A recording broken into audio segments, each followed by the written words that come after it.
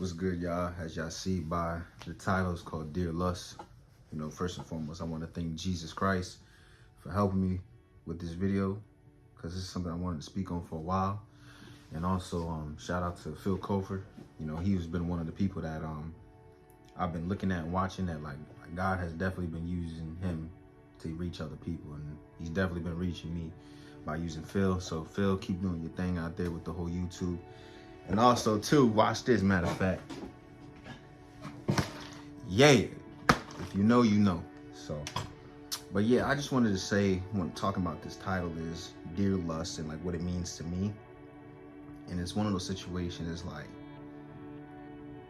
there's some, I don't want to say some things, there's things in life that you can't just avoid. You have to go through it.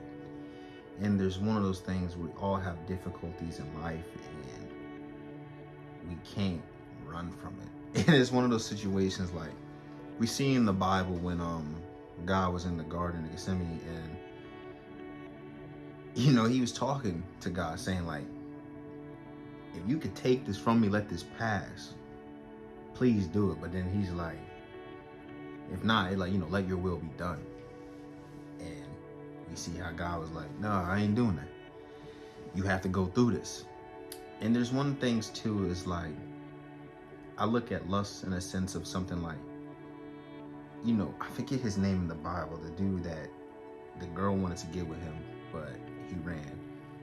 And he literally ran. And there's some things you can run from, like, meaning like, if a girl's saying, I want to have sex with you, you could literally physically be like, no, I'm not doing that. Run, drive away, run away, walk away, whatever you do, get away.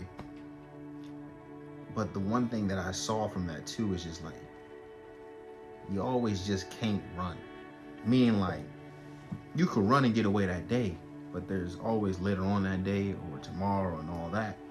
And you have to learn to deal with it, because in some situations you won't be able to run from it. Like I said before in previous mini videos, I said, when I used to get angry or annoyed and all that, I would go in my car and drive away. You know, when the motorcycle accident happened and I have to wait, I had a seizure, I had to wait a whole year until I can drive again. Now I'm in a position where I can't run. So if I get angry with people, I have to deal with it head on. And it's one of those things, it's like lust is the same thing. Meaning like, I look at lust and it's like, for example, I'll testify. I've been dealing with lust literally, if I had to put it in my head, since like the first grade. I know that may sound crazy, like what? But it's like, I don't know how, I truly don't understand how. But you know, you've seen some like crazy things in life and you're like, why would I be so interested in that so young? And it always mind boggled me. And I remember one time I laughed at this with my brother. I said, I remember in like the third grade, I looked up like sex.com, like just randomly just looked that up. And then my brother just like walked in and saw it like me on the computer. He was like, what is this? I was like, I don't know, I ain't typed that in. He was like looking at me like, yeah, I know it was you. And you know, that's my older brother, but that was just funny, man. And it's one of those things, it's like, lust is something that's serious and people need to take serious. People just normalize and think like, oh, it's cool to have sex before marriage, or it's cool to watch pornography, or it's cool to, you know, talk dirty on text message or FaceTime dirty and do all that. But it's not. It's going against God and God's ways, and we should be living by him and his ways. And then after this video, I'm making another video right after. It's going to be called Stop Being a Hypocrite. So that all ties into this too. And back to the lust thing, it's one of those things, it's like, I've asked God for years, like, God, take this from me. And you know, it's one of those things, it's like, we keep thinking God's gonna be like, oh, okay, this is lust right here, I got it. And he's like, you're good. And some things he will do that with. Like, for example, I feel like he's done that with me with like secular music. I used to listen to secular music all the time, but then I was like, God, I'm done with this, I'm done. And then later, like, literally I have no desire for it, none of that. I know even when I have like people around, friends, I even like, not just violently, but I be turned down their music. I'm like, bro, you don't need to listen to that. And it's one of those situations, it's just like, I don't know, that was taken away, but the lust one is still like, I'm like, Lord, take this away. And like lust is still like this. And I'm like, hey God, take this away. And the lust is still like, I'm like, hey God, take this away. Then the lust even do this, get a little closer. I'm like, Lord, all right, take this away. I'm tired of this lust. Take these women, take these thoughts, take this away from me. And it keeps getting closer. And it's one of those things, is like, God is just saying you have to learn to deal with it and say no on your own too.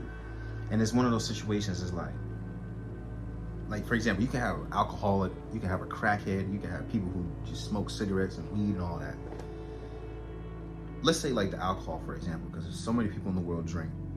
There's so many people in the world who can be an alcohol and they drink, right? And they're like, I want to stop drinking, I want to stop drinking.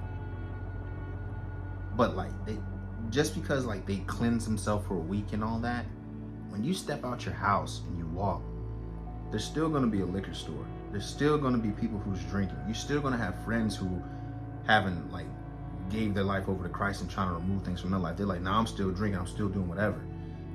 Like I have friends who drink and do all that, but if I'm around them, I literally don't drink. But then also too, if they're doing all that, I remove myself from it. But some people struggle with that. And it's one of those situations, is like, you have to learn to say no on your own through God. Like God's gonna help you, but you have to say no. And that's like one of like the things people just don't realize. Like you have to be able to man up and say, or woman up for the women out there, no, I'm not going to do this. And if the person doesn't respect that, then they don't care for you. And I'm talking about like you're about to have sex or something. And then it goes like, even with yourself, you have to look yourself in the mirror and be like, hey, I ain't about to do this. And you have to say no to your flesh. And it's one of those things, is like, you know, I look at myself like, I got in trouble in high school. I remember like way back along. Like, I remember my mom like found out I was texting a girl inappropriately. And then she was sitting outside waiting for me when I was walking home from school. I'm like, she looking angry. I'm like, why is she looking angry? And then she's like, where your phone? Then she seen all the stuff, and then she broke my phone. I ain't have a phone for a year. And I'm like, I get what she did, but then I also look at it too like this, like you have to discipline and say that's wrong. But then it's also like, it wasn't like, I don't know how to explain it. It's like, it's a natural thing in a sense to like a woman. Like, you know, I'm a man, like, I like a woman. But then it is like, you do still have to have consequences for doing dumb things. And it's one of those things, I'm like, even in time in life, there was a time when I struggled with like pornography. I'm like, Lord, how do I stop watching porn? And then I'm like, it's so easy. All you could do is pull out your phone, a laptop, or whatever. You got some people who may watch it on TV and all that. How do you stop just saying like, no, I don't want to watch this, I'm not going to watch it? And then I had to literally like look at the Bible says, like some things come out through fasting and prayer. And there's some times when I had to literally fast and pray. And I'm like, Lord, help deliver me from this. And then later, God has from pornography. But then it's like now, like I'm 24 too, and it's one of those things, is like you grow and you meet women, and then you meet different other people, and you're like, Lord, how we stop this? Like, this is like a new level, new devil. You know, pornography, in my opinion, is just like wrong. Everything's wrong, but I'm just saying, like, that's like baby stuff. Like I don't know how to explain that. That's like baby stuff in my ways of feeling. But now it's like, when you're face to face with a woman, it's like you got to be able to say no. And it's like, I don't know how to explain it too. It's one of those situations, like I had to really submit to God and be like, God, how do I stop this? And like, it's been a struggle to this day. Just yesterday, it was a struggle. And it was like, how do I say no? And that's why I'm making this video, because I'm like, what do I have to do? And it's one of those situations, I know I'm rambling, but it's one of those situations you have to literally be like this. All right, I'm gonna go through this, but I'm gonna go through it with God. And it's one of those situations, like, right now it's raining outside. I went to film outside today, but it's raining. And that probably would have been cool for this video too, but it's like, sometimes you needed, like, God is like your umbrella. He's gonna protect you from that. It's still gonna rain. Like, there's still gonna be those alcohol stores out there. There's still gonna be crack around the streets. There's still gonna be a bunch of beautiful women. For the women out there, there's still gonna be a bunch of men out there for you. But you have to be able to say, Jesus, help me, protect me. And you go about your day, and you run through life, and you go through life. Then the stars are gonna clear and you're gonna be good. But when those temptations are around, It's gonna be there, but you have to say no. Another thing too to help you is like you have to, like, how do I say that? Maybe take a different route. That's kind of like exaggerating in a sense, but it may be necessary. Like, I never had to do this, but it's just like, if you struggle with watching porn on your phone, put those little block up things so you can't even watch a dirty site and all that. And then later also too, like, some friends, female friends who I messed with before, I had to be like, hey, no more FaceTime. Like, I can't FaceTime you no more. I can't even text you right now no more. Still a great friend, but like, nah, it always go another way. And it's like, you gotta stop that. You have to set up boundaries and all that. And I know it's so easy to say, I set up a boundary, but then it's so easy to break those boundaries. But that's why you gotta be in agreement. And then it's one of those situations like, you may have to block some people out your life. Like, literally, hey, it's so easy to be like, all right, you see that phone number? Block. And if they like, why you block me? I'm struggling with this and I told you that we can't talk, and yet you still want to talk. And it's like, your spiritual is more important than your physical by far. This is all going, look at this. Look how much wounds I've been through in life. This is all going to deteriorate one day and be gone. But your soul is going to remain, and God's going to be like, hey, it's heaven or hell.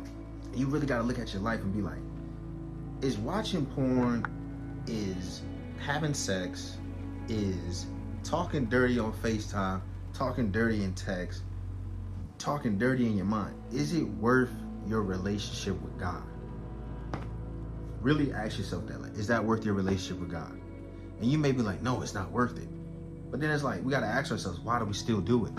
And it's like, obviously because we're human and we have these different emotions, but we have to learn to submit and say no.